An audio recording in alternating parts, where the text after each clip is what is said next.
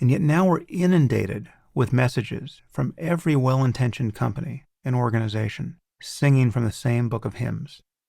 I mean, Black Lives Matter is everywhere. Of course, Black Lives Matter.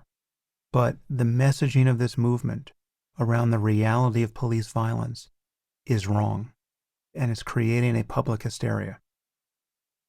I just got a message from the American Association for the Advancement of Science talking about fear of the other. Right? And the quote from the email is, "Left unchecked, racism, sexism, homophobia, and fear of the other can enter any organization or community and destroy the foundations upon which we must build our future." Okay, fine. But is that really the concern in the scientific community right now? Unchecked racism, sexism, and homophobia? Is that really what ails science in the year 2020? I don't think so. Now, I'll tell you the fear of the other that does seem warranted everywhere right now.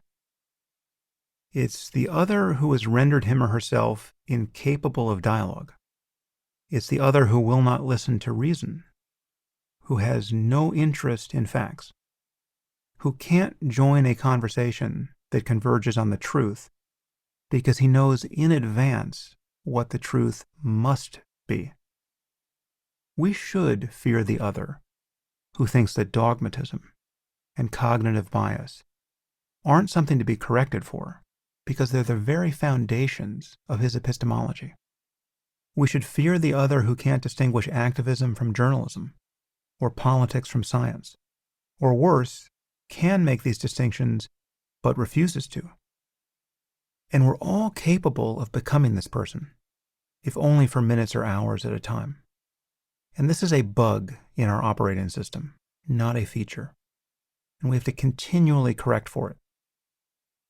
One of the most shocking things that many of us learned when the COVID-19 pandemic was first landing on our shores, and we were weighing the pros and cons of closing the schools, was that for tens of millions of American kids, going to school represents the only guarantee of a decent meal on any given day. Now, I'm pretty confident that most of the kids we're talking about here aren't white.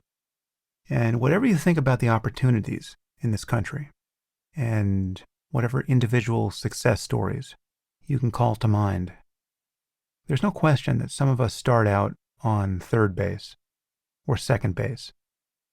Everyone has a lot to deal with, of course. Life is hard. But not everyone is a single mom or a single grandparent struggling to raise kids in the inner city, all the while trying to keep them from getting murdered. Right? The disparities in our society are absolutely heartbreaking and unacceptable. And we need a rational discussion about their actual causes and solutions. We have to pull back from the brink here.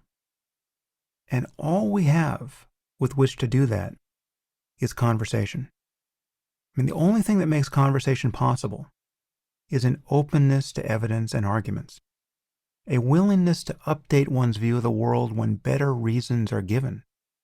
And that is an ongoing process, not a place we ever finally arrive.